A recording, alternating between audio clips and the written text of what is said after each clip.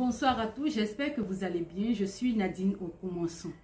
J'ai joué mon rôle citoyen ce jour 21 novembre 2024 en adressant une missive au président Patrice Talon.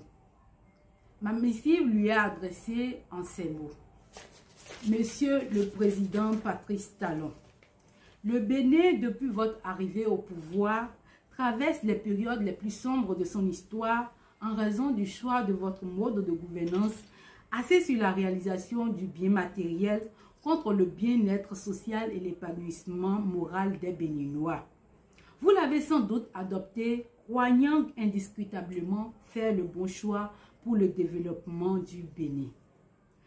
Vous avez par conséquent, dès vos premières années de gouvernance, engagé la répression contre tous les puissants hommes d'affaires qui pourraient influencer négativement la concrétisation de cette vision. Très astucieux, il ne vous a pas fallu beaucoup de temps pour dégarnir l'espace politique de tous les potentiels concurrents, politiquement et financièrement stables. Il faut l'avouer, vous avez un si remarquable potentiel que si vous aviez voulu le déployer pour développer sincèrement le Bénin, cela ne vous coûterait pas plus que le temps nécessaire à la respiration. Mais vous l'avez oublié. Monsieur le Président, après que vous avez balisé le terrain pour ne laisser place à aucun piège concurrentiel, vous vous êtes dressé contre le pauvre peuple. Au prétexte de l'assainissement du cadre de vie, vous vous êtes employé à déguerpir les petits commerçants de l'espace public qu'ils occupaient. Pour certains, avec une autorisation administrative, détruisant le business de nos pauvres citoyens, pauvres parents. Des sociétés publiques ont été fermées sans aucune politique de reconversion pour assurer le suivi de ces familles qui se sont vues contraintes au chômage. La liste des dégâts est tellement longue qu'il me faudra tout un siècle pour les énumérer. Comme si cette misère à laquelle est contraint le peuple béninois ne suffisait pas, à l'approche de chaque élection, vous développez des politiques d'exclusion qui créent des tensions politiques. C'est malheureusement le peuple qui sera encore victime des tirs à balles réelles, mutilations physiques et emprisonnement pour certains. Depuis la fermeture des frontières avec le Niger, notre économie a basculé dans le chaos. Des milliers d'emplois ont été détruits. À qui la faute? Vous encore. Les lois sur l'embauche esclavagisent les jeunes qui se retrouvent sans emploi, livrés à eux-mêmes. Le recours que trouvent les moins tenaces est la cybercriminalité. Le peuple souffre, tout le monde a mal. À ce bilan si peu glorieux, va encore s'ajouter malheureusement le vote d'un code électoral qui, visiblement, n'a pour vocation que d'exclure. Monsieur le Président, tellement de choses ont été détruites sous votre pouvoir, tellement de personnes ont été frustrées, brisées, qu'on comprend votre obsession à assurer vos arrières en éditant un code qui exclut. Ce n'est pas en voulant, par diverses manœuvres, empêcher la prise de pouvoir par l'opposition que vous serez en sécurité. C'est illusoire de le penser. Le problème demeurera. Ce qu'il y a lieu de faire, Monsieur le Président, c'est de convoquer les assises nationales pour permettre à tous les exilés politiques de revenir au pays et que les détenus politiques puissent recouvrer leur liberté. C'est une grande opportunité pour vous. Saisissez-la. Nous devons nous asseoir pour discuter des enjeux pour l'amortissement du développement du Bénin. Ensemble, nous trouverons des solutions pour l'emploi des jeunes qui restent un défi majeur à relever. Le peuple vous portera alors immanquablement en triomphe et l'histoire retiendra votre nom. Ce n'est que comme cela que l'après vous sera assuré avec quiétude et certitude. Ce message, je le fais pour vous. Par amour pour vous, parce que justement, je vous aide.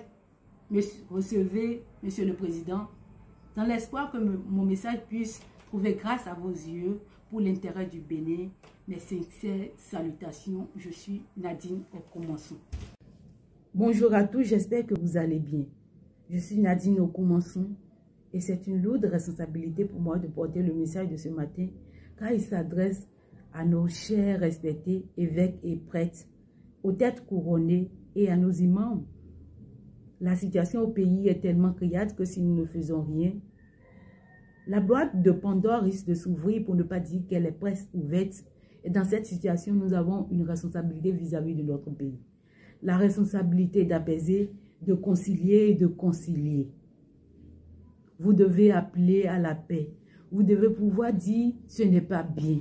Parce qu'en réalité, ce n'est vraiment pas bien. Le peuple sombre et végète dans la pauvreté, dans une misère qui ne dit pas son nom. Et personne pour prendre garde à ça. Le peuple se voit malheureusement livré à lui-même. Pendant que, à mesure que les années révoluent, nous connaissons la flambée de prix des denrées de première nécessité. Le peuple est obligé de l'endurer tout seul.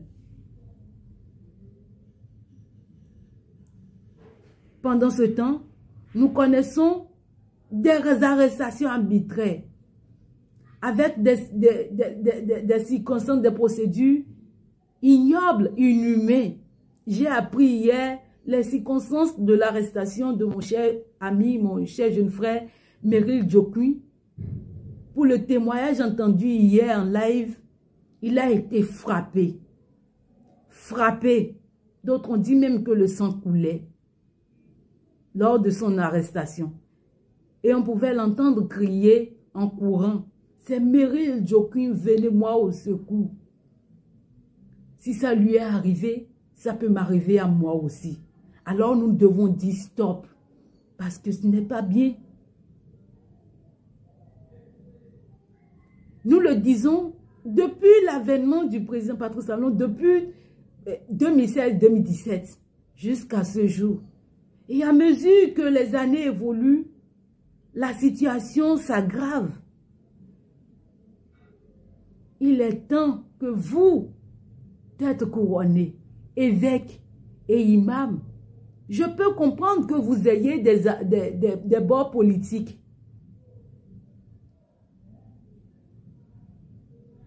Et que vous avez l'obligation de supporter votre bord parce que politique, mais ce qui devait être n'est pas ça. Je ne suis pas là pour vous juger. Mais l'heure n'est pas à ces considérations politiques-là. Parce que si nous ne faisons rien et que ça continue ainsi, nous risquons de voir ce pays détruit. Notre intention, notre volonté n'aura jamais été de voir ce pays détruit, car c'est notre pays. Il nous est cher. Alors je vais vous appeler, chers aînés, avec tout le respect dû à votre personnalité, à vos rangs et grades. Il est temps que vous sortez. Il est temps de parler. Il est temps de dire unanimement ce qui se passe n'est pas bien.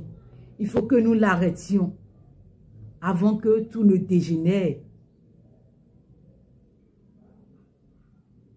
Si Olivier Boko, l'ami et frère du président Patrice Talon, disons des frères siamois, se retrouve en prison aujourd'hui, comprenez beaucoup de choses, il n'y a plus de limites. Et quand c'est comme ça, vous régnez. Vous avez une obligation, une responsabilité vis-à-vis de votre pays, de notre pays. La responsabilité de concilier, réconcilier pour éviter le pire à ce pays. Je suis Nadine Okomanson. Laissons de côté nos appartenances parce que ce qui se pointe là à l'horizon ne sera pas en notre faveur et ne va épargner personne. Je vous remercie. Je suis Nadine Okomanson.